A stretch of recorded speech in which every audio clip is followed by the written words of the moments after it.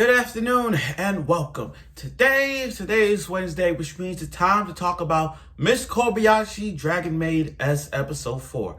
Now, excuse me for not being energetic as I am right today. Forgive me for trying to express it. The thing is, I took my second dose of the visor shot. And I'm having these side effects like the massive headache, bouncing up and down, and a little lack of tiredness. That's why I don't feel like energetic to talk. But I'm gonna do my best to stay to stay calm as ever, trying to maintain it. But at least I'm fully vaccinated. And it still hurts. My arm still freaking hurts. But still, I will do the best I can to do videos on a regular basis despite the side effects that I'm getting. So Miss Kobayashi Dragon Maid S. We have come a long way with Tooru and Kobayashi's relationship. What this episode right now has given us something to know about, and it's Elma. This episode was hilarious, and it was a sweet moment at the end. But most of this episode was mostly on Elma. Now, here's what I think overall. This is what I believe. We have to consider ourselves that Elma is one of the most underrated dragons in Miss Kobayashi Dragon Maid series. She is underrated. I mean, how often do us fans of Kobayashi talk about Elma? We don't really talk about her that much, especially with Fafnir. And I believe Fafnir is underrated as well because, again, we don't really talk about them. Most commonly is Ilulu. Most common is Tooru, Lukua and Kanna. You know what I mean? And Tooru, I said that. So again, it's very interesting that Elma gets some time. Like, she got some screen time. We finally get her a lot of screen time. Well, not a lot, but at least we got some screen time to say, like, you know what? At least Elma's stepping up her game. So without further ado, here's my review of Miss Kobayashi Dragon Maid S episode 4. Now, I like how Elma is beginning to, understands humans now. She's really stepping up her game. As the Harmony factionist, she's always seeing the sacrifice of humans and how they use it for granted. Elma is right now, she understanding how humans are and they work in society. I mean, trying to challenge Kobayashi into a duel makes no sense, but that's how Elma is. And the thing is, I like the connection that Elma and Tooru has. See, this is something about this episode that kind of hits you on this one. Elma and Toru's relationship, it's so funny. But it's like looking at two, I get it. One is harmony, one is chaos, I get it. But the bond that Elma and Tooru has, it's like what season 1, it's like Kanna said in season 1, they're like cats and dogs. They're both opposites, but they like each other. Great, and I get that. So I understand the relationship. These two are really close, despite them being in different factions. But again, I like how the connection with Elma starting to get some screen time. Not only that, she's understanding how humans work and how society is from the human world that they're in and the human world that Elma's in. So there's two different sides of humans, you know what I mean? So she understands that really well. She don't want to be Kobayashi a pillar. She just wants to help out and care for others. That's how Elma is. So I get that. Now,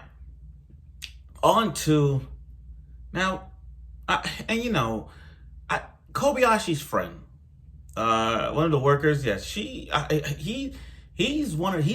that guy you want to hang out with. We're all like him. I work, and then when I go home or go out, I go to my otaku mode, I go to my anime mode and just go on and go to Kino or go any book off or go to any anime store and just go in on it. So I understand him. I get it. Especially when him and Kobayashi get drunk. They get crazy. I like how they bringing back nostalgia from season 1. Good job, by the way. Now, Tooru on patrol. Here's the thing. Tooru with her pink outfit and a white stockings. I gotta say, she looks really sexy with it. Now, again, we don't really see Tooru in regular outfits. You know, we rarely see Tooru in other outfits. 98% of the time, we see her in maid outfits. But in reality, we don't really see her doing. We don't really see her in other outfits. But at least we got to see it. So she's on patrol with her neighborhood friend, and then they see a bunch of thugs in the street. And then you got this one guy who was trying to punch Tooru, and she dodged it, and just one little finger like this, beak, he flops like, beak, oh. And I'm like, oh my God, he knocked him out with just, I'm like, is this Tsunade? She put off a Naruto thing, it was like, one finger is all I need. And then with Tooru, just like this, with the finger like, poke, down. I'm like, dang. So they're gonna call in their mafia gang. And then, as they're walking, they see Elma. And Elma's cracking the fuck up. She's cracking up. Because, here's the thing. Tooru is peace. Tooru is in the chaos faction. Bent on destruction. So I can understand Elma's reaction, like, wait, you're on patrol? You're helping out others? Oh my God, you're changing ways. You're part of the Harmony faction now. You're part of helping others. And I'm like, oh my God. I wonder what others' reaction might see that. Like the head of the Harmony faction race and the head of the Chaos faction. Like if they were to see Elma and Tooru working together, do you know how much destruction they could bring down to Earth? If they would have seen that? I mean, yeah. And Elma's just going, again, Elma's got some screen time. I really appreciate it. I mean, she saw two kids trying to cross the street, all in green light, and she go and tell them about traffic code violation. I'm like, oh my God. She made the kids cry. Because this episode's about looking for a stalker. He has black hair and glasses and whatnot, and it was Fafnir. Now, Fafnir, here's the thing, again, Fafnir doesn't have a lot of screen time. I think this is the most commonly known to, like, seeing underrated characters get the spotlight right now. So Fafnir doing all these, he's doing all this because he's trying to practice to go whatever the idol concert he's going in. So I understand, and he said the room is small. So I get what he's trying to do, but if you're going to do it, Fafnir, be honest, if you're going to do all these routine maneuvers like this, do it somewhere where they don't see you, like you're kind of a creepy doing that. If you want to practice your routines, do it on a roof. Like, do it on a roof. Like, come on, so that people don't see you dancing like a perverted freak. And then, I don't know why. I mean, Tokyo Revengers hit me, especially last week's episode with that big old twist.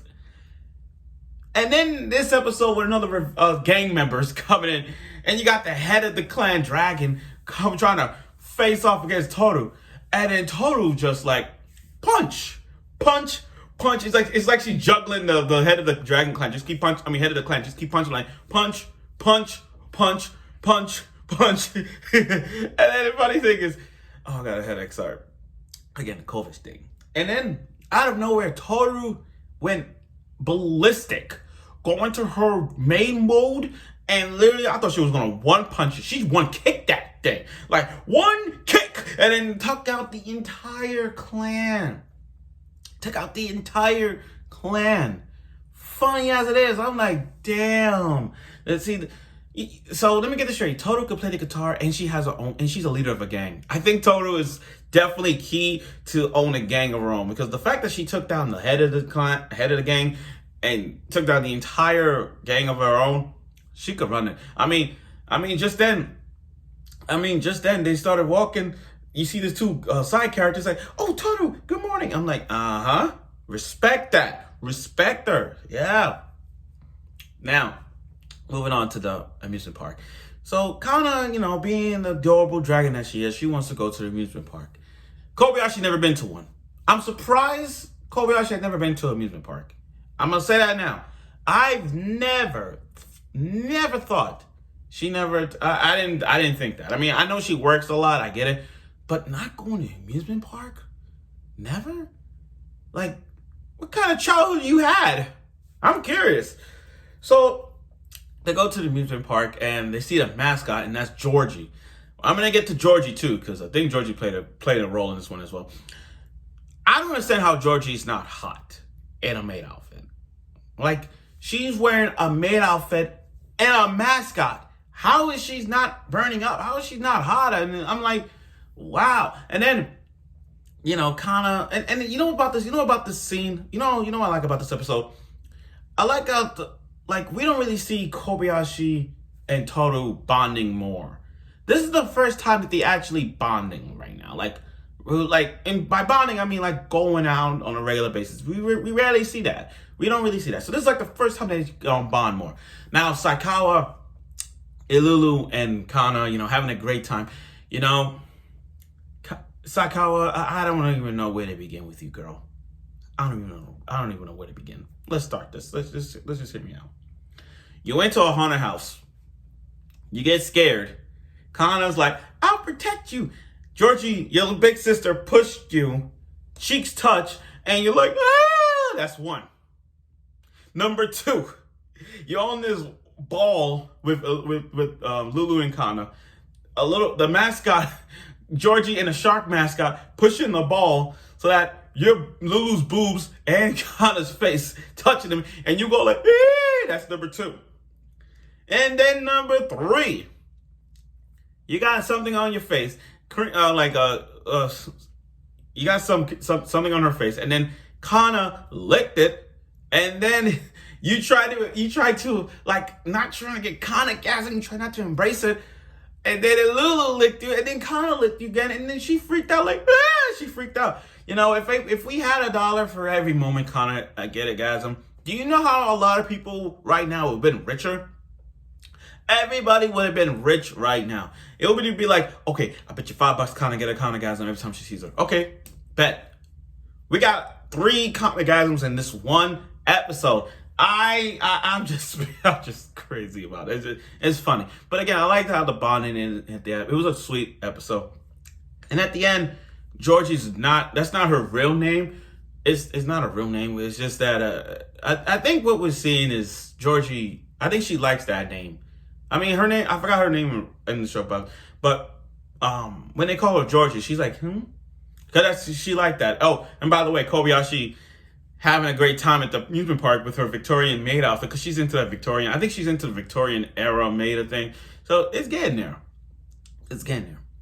So again, I like this episode. So overall, this episode was really hilarious. It had some funny moments, and still we had it was adorable at the end. It was a sweet episode and hilarious at the same time, and it was really great. And also, we got to see Elma getting some recognition now. Being an underrated dragon as she is, we finally got some screen time for Elma, so that makes a lot of sense.